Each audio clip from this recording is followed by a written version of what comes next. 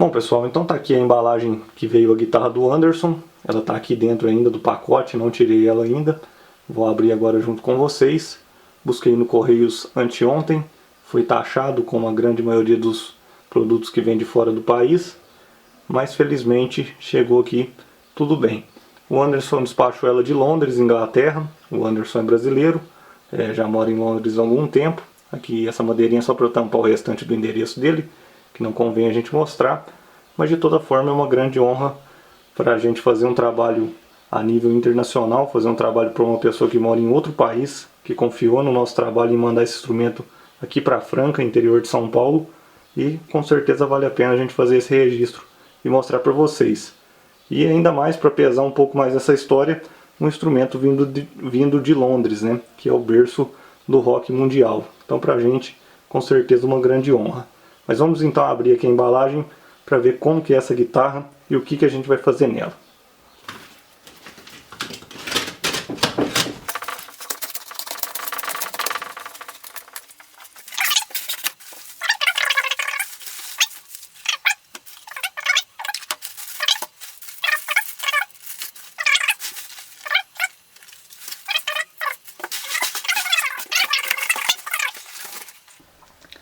Tirei aqui as peças dos plásticos, agora dá pra gente ver a cara dessa guitarra.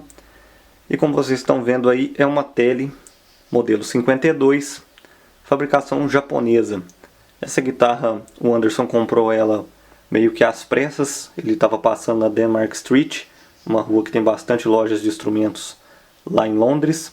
E ele viu essa guitarra, gostou bastante do estilo dela, achou que dava certo para o projeto que ele queria fazer.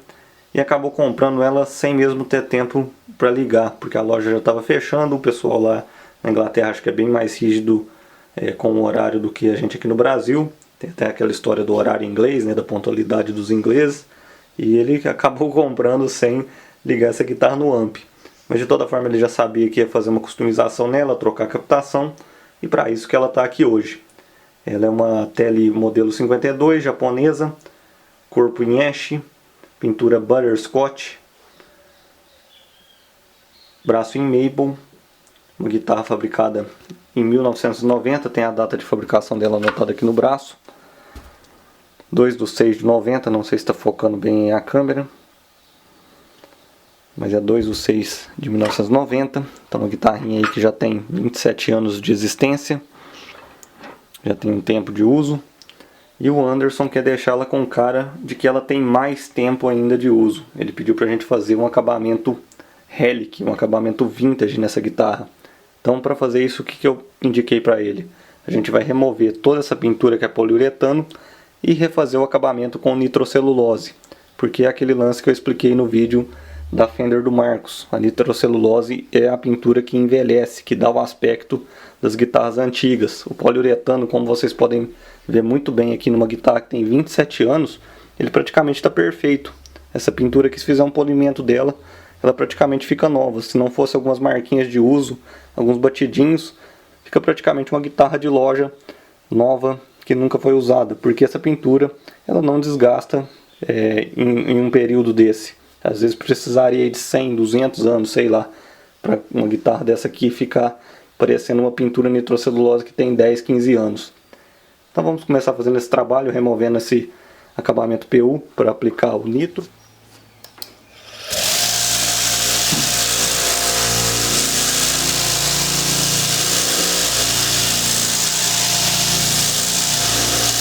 Mostrar aqui como que esse verniz é espesso.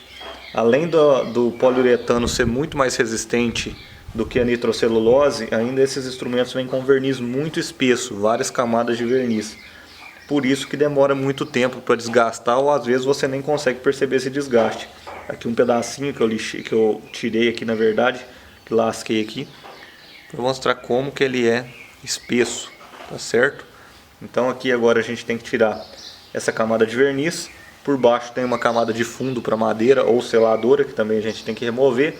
Entre as duas tem o tingidor, ou misturado no verniz, ou misturado na seladora. Nesse caso aqui aparentemente foi misturado no verniz. E depois a gente vai chegar na madeira crua. Então a gente vai ter que remover verniz, tingidor, seladora e deixar esse instrumento na madeira crua para começar a refazer todo esse processo com nitrocelulose. Aí sim vai ficar um acabamento muito mais fino, além de que a sua resistência à abrasão, aos agentes externos é muito menor do que o PU. Por isso o instrumento vai começar a desgastar com o passar do tempo, ou aqui no caso a gente já vai dar uma adiantada nesse desgaste, fazendo alguns detalhes já de maneira artificial. Então vou continuar removendo aqui essa parte da lateral, que às vezes compensa mais tentar ir tirando ela com uma lâmina, porque é muito grossa para tirar na lixa. Devagarzinho ela vai saindo. Terminei de remover aqui todo o acabamento do corpo da tele. E para vocês terem uma noção do quanto esse verniz original poliuretano que estava nesse corpo é grosso, é espesso, tá aqui o verniz que a gente tirou. Ou melhor dizendo, o verniz que a gente tirou somente da lateral, porque o do top e o do fundo a gente tirou com a lixadeira, ele virou pó. E esse aqui eu tirei com a raspilha, ele fragmentou e virou essa casca que vocês estão vendo. Tem muito material aqui e entra nessa questão que os músicos sempre preocupam. Será que o verniz está segurando a vibração do meu instrumento? Será que o verniz influencia no som do meu instrumento? E com certeza um verniz tão espesso dessa forma aqui, ele vai segurar a vibração, porque ele funciona mais ou menos como uma capa que não deixa a ressonância acontecer, não deixa a vibração fluir de uma forma mais leve, mais fácil. Então agora, além da gente colocar esse instrumento com o visual que o Anderson pediu pra gente, pelo verniz nitrocelulose, também a gente vai ajudar colocando uma camada mais fina de verniz e ele vai possibilitar uma vibração melhor desse corpo, tá certo? Então mais uma vez, olha aqui a quantidade de verniz somente da lateral. Bom pessoal, o corpo está lá na cabine de pintura, enquanto isso a gente vai trabalhando aqui no braço. O que o Anderson pediu pra gente fazer aqui nesse braço? Fazer uma troca de trastes. Remover esses trastes que já estão baixos, já estão um pouco desgastados, já devem ter sido nivelados algumas vezes.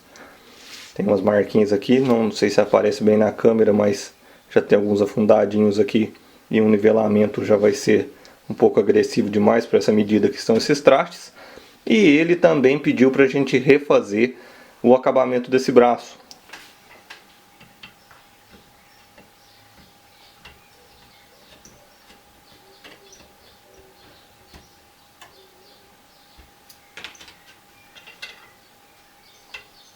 Removi os trastes e também o acabamento aqui da escala.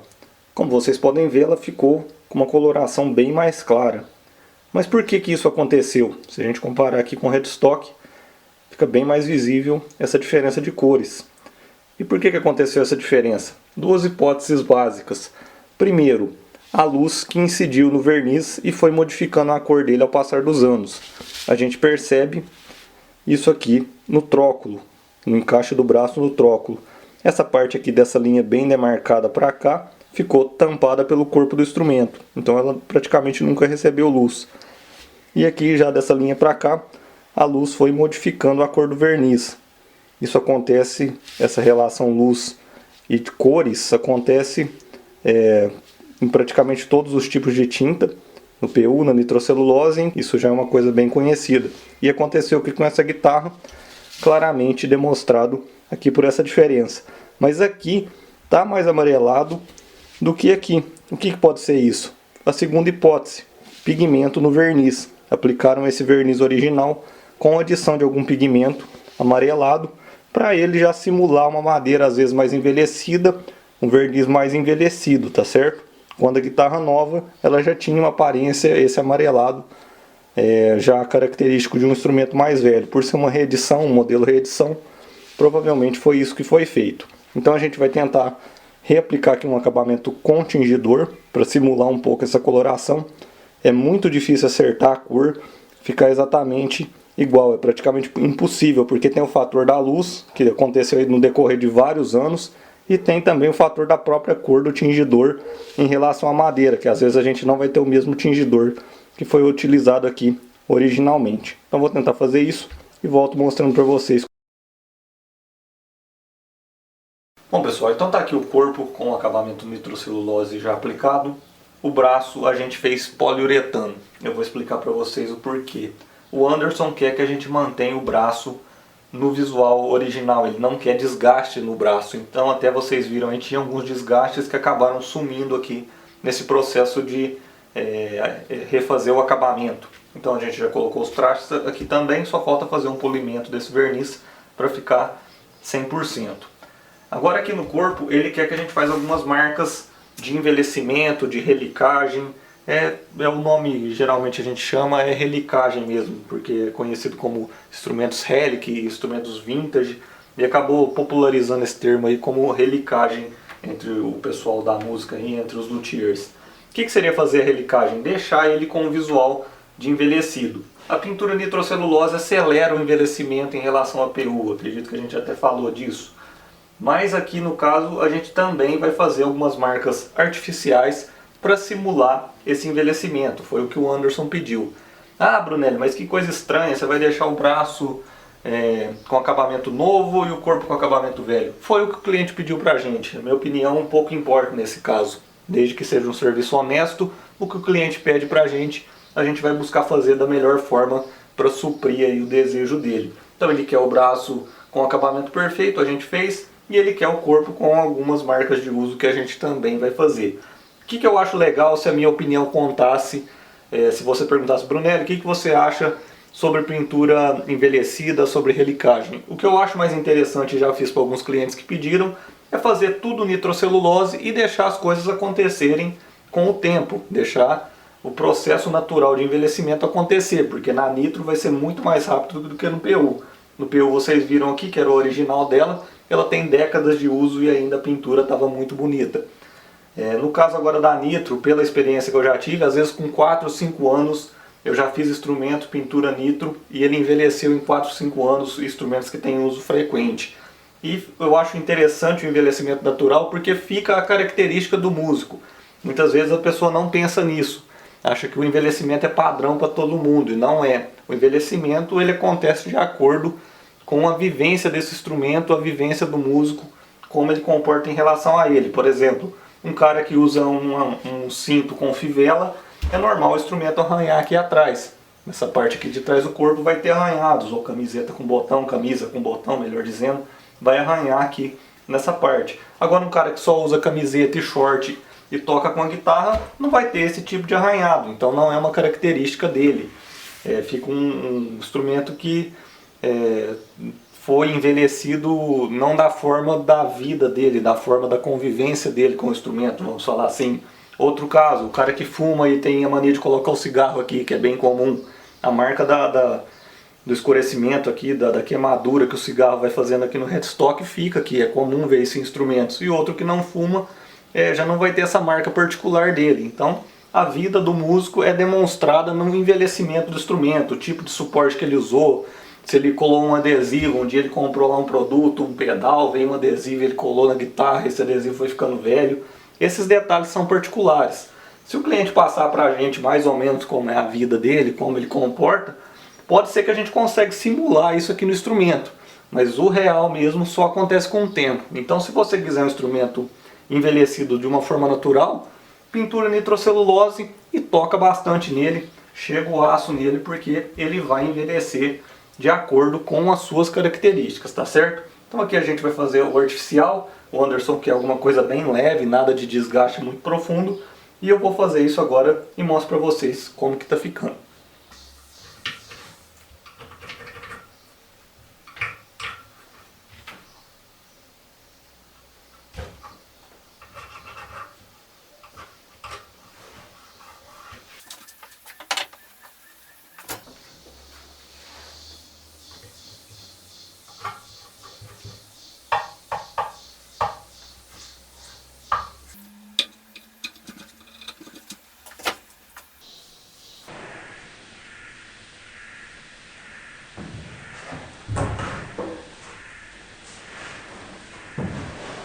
Terminei aqui o trabalho da relicagem, fui fazendo aqui os desgastes, mandando as fotos para o Anderson, para ele me falar o tanto que ele queria.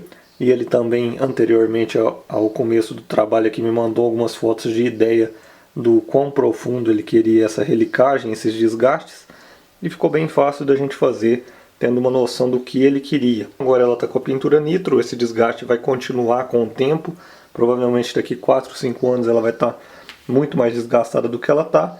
Mas o Anderson falou que esse tanto que eu fiz aqui de desgaste para ele já está satisfatório, era o que ele estava procurando. E um detalhe interessante, as ferragens dessa guitarra já estão desgastadas naturalmente, então nem vou polir esses carrinhos de latão aqui, porque aí vai ficar um pouco conflitivo com o visual aqui do corpo. Então eu só fiz uma boa limpeza aqui, mas ele já tem uma oxidação, tanto da parte do cromo quanto aqui nos carrinhos. Isso vai a favor, né, na verdade, do estilo aqui que ele quer na guitarra. Da mesma coisa aqui no plate. Fiz a blindagem e agora a gente vai terminar a montagem. O captador da ponte está aqui, é esse Lowler 52. A gente já fez a instalação dele. E agora vamos fazer a instalação do outro Lowler que vai no braço. Esse aqui provavelmente ele comprou já usado, ou já era dessa guitarra usado. Posição do braço, a gente vai fazer a instalação dele aqui. E daqui a pouco eu já mostro pra vocês como que tá ficando. O escudo que ele mandou pra gente, que é o originalzinho Fender. Ele pediu pra gente fazer aqui também algumas marcas de uso para ornar melhor com o restante do instrumento. Mas de forma geral é dessa forma que tá ficando.